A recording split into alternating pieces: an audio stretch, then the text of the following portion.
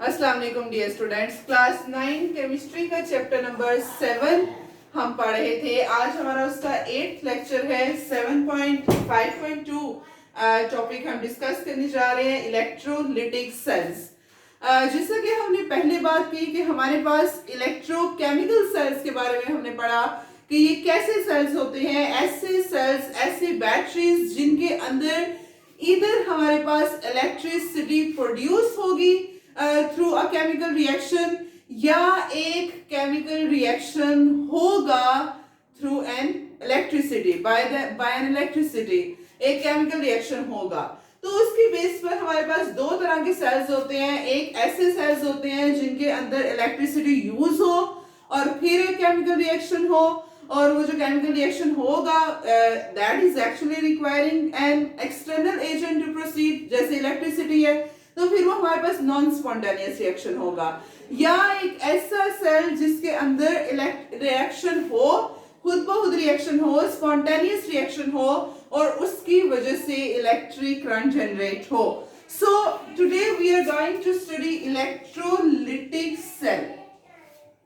अगर हम इसको नाम से देखें, electro mean electricity, lytic mean break down. यहां से आप याद रख लीजिएगा, इलेक्ट्रिसिटी ब्रेकडाउन मतलब ऐसा सेल जिसमें इलेक्ट्रिक करंट, इलेक्ट्रिसिटी को गुजारा जाए, और जो हमारे पास कंपाउंड है, जो इलेक्ट्रोलाइट है, जैसे इलेक्ट्रोलाइट है सोडियम हाइड्रोक्साइड, और जो इलेक्ट्रोलाइट है उसकी ब्रेकडाउन हो। ऐसा सेल जिसमें इलेक्ट्रिसिटी गुजारे, तो हमारे पास जो कंपाउंड है, जो इलेक्ट्रोलाइट है, जो सॉल्यूशन के अंदर हमने मिक्सअप किया हुआ है केमिकल, वो ब्रेक हो, उसको हम इलेक्ट्रोलिटिक सेल कहते हैं। इन शॉर्ट हम ये कह सकते हैं कि ऐसा सेल जिसमें हमारे पास नॉन स्पॉन्टेनियस केमिकल रिएक्शन हो। Non-spontaneous and spontaneous, you are well known about these chemical reactions. आपको पता है कि what are spontaneous and what are non-spontaneous reactions. Non-spontaneous reaction ऐसे reaction जिनको proceed करने के लिए, जिनको carry out करने के लिए किसी भी external agent की जरूरत पड़े, किसी भी external force की जरूरत पड़े, उसके बगैर वो reaction ना हो, उनको हम कहते हैं non-spontaneous। तो इस सेल में हमने किसको यूज किया है? इलेक्ट्रिसिटी को। सो जब इलेक्ट्रिक करंट सॉल्यूशन से, कौन सा सॉल्यूशन? इलेक्ट्रोलाइट का सॉल्यूशन। सॉल्यूशन से जब इलेक्ट्रिक करंट गुजारी जाएगी तो हमारे पास होगा एक नॉन स्पॉन्टेनियस केमिकल रिएक्शन, एक केमिकल रिएक्शन होगा। ये है हमारे पास इलेक्ट्रोलिटिक सेल। अब वो जो केमिकल रिएक्शन होगा जब इलेक्ट्रिक करंट पास करेंगे, जैसे ये सोडियम हाइड्रोक्साइड हमने मिक्स किया as an electrolyte, it is acting here. तो जब हम इससे इलेक्ट्रिक करंट पास करते हैं तो ये जो सोडियम हाइड्रोक्साइड है, ये जो कंपाउंड है, it decompose into sodium positive and OH negative.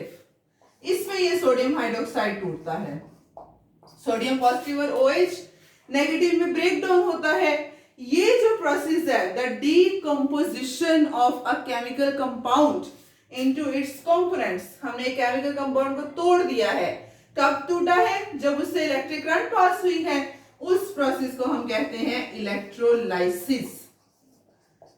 Electricity lysis, breakdown के इलेक्ट्रिक करंट पास करने की वजह से जो कंपाउंड की ब्रेकडाउन होती है, और फिर जब कंपाउंड ब्रेक होता है, sodium positive, OH negative, sodium चला जाता है हमारे पास कैथोड की तरफ, OH नेगेटिव जितने भी हैं वो एनोड की तरफ मूव करना शुरू कर देते हैं, और इस तरह से हमारे पास एक केमिकल रिएक्शन हो जाता है।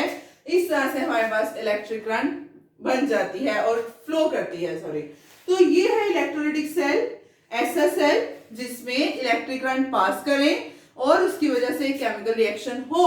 इलेक्ट्रिक करंट चूंकि एक्सटर्नल एजेंट है, जब वो हम पास करवाएंगे केमिकल रिएक्शन होगा, उसको हम कहेंगे इलेक्ट्रोलिटिक सेल। और वो केमिकल रिएक्शन कौन सा होगा? Non spontaneous chemical reaction. जो कि किसकी वजह से हो रहा है, इलेक्ट्रिक करंट पास करने की वजह से हो रहा है, तो वो हमारे पास इलेक्ट्रोलाइटिक सेल है। अब हम अगर बात करें इसकी कंस्ट्रक्शन की, I have constructed this cell in front of you, मैंने ये बनाया है, तो कंस्ट्रक्शन इसकी मुश्किल नहीं है। अच्छा, हम देखते हैं इस सेल में हमारे पास क्या है, दो electrodes, anode and cathode. Negative electrode को हम क्या कहते हैं, कैथोड, पॉजिटिव को क्या कहते हैं, anode. And do you know that कि एनोड, पॉजिटिव को हम एनोड क्यों कहते हैं और नेगेटिव को हम कैथोड क्यों कहते हैं? कैट ओड, ओड का मतलब तो हो गया इलेक्ट्रोड, कैट का मतलब हो गया केटाइन। अब अगर आप देखें कैथोड की तरफ कौन सा चार्ज मूव करता है, पॉजिटिव चार्ज ना, पॉजिटिव चार्ज आयन जो होंगे सोडियम कैथोड की तरफ मूव करेंगे, और हमने पढ़ा है कि जिनके ऊपर पॉजिटिव चार्ज हो उनको हम क्या कहते हैं, कैटाइंस। तो कैटाइन जिस इलेक्ट्रोड की तरफ मूव कर रहे हैं उसको हम कहते हैं कैथोड, और एनाइन जो मूव कर रहे हैं जिस इलेक्ट्रोड की तरफ उसको हम कहते हैं एनोड, उससे पॉजिटिव चार्ज होता है। Construction is simple, two electrodes cathode and anode are dipped in the solution of an electrolyte. दो इलेक्ट्रोड्स हैं, डिप है सॉल्यूशन ऑफ इलेक्ट्रोलाइट में, and they are connected through a battery. These two electrodes are connected through a battery. Battery से connect हैं जिससे हमने electric current pass करनी है। It consists of a simple cell, a single cell in which two electrodes, anode and cathode, are dipped in a solution of electrolyte and they are connected through a battery. Anode carry positive charge, cathode carry negative charge. ये इसकी simple construction है electrolytic cell की, और इसका introduction है कि ऐसा cell जिसके अंदर हमारे पास केमिकल रिएक्शन हो, और कब हो, जब उससे इलेक्ट्रिक करंट पास करेगी तब एक केमिकल रिएक्शन हो, उसको हम कहते हैं इलेक्ट्रोलाइटिक सेल। तो that was all about electrolytic cell and its construction. कल हम देखेंगे कि हाउ इट एक्चुअली वर्क, कि इलेक्ट्रोलाइटिक सेल की वर्किंग कैसे होती है, और फिर हम एक्सपेरिमेंट के जरिए, इलेक्ट्रोलिसिस ऑफ वाटर के जरिए उसकी वर्किंग को प्रूव भी करेंगे, समझेंगे मजीद कि हाउ इट वर्क्स। और फिर यही था हमारे पास इलेक्ट्रोलाइटिक सेल के बारे में। इंशाल्लाह कल नेक्स्ट पढ़ेंगे। अस्सलाम वालेकुम, अल्लाह हाफिज।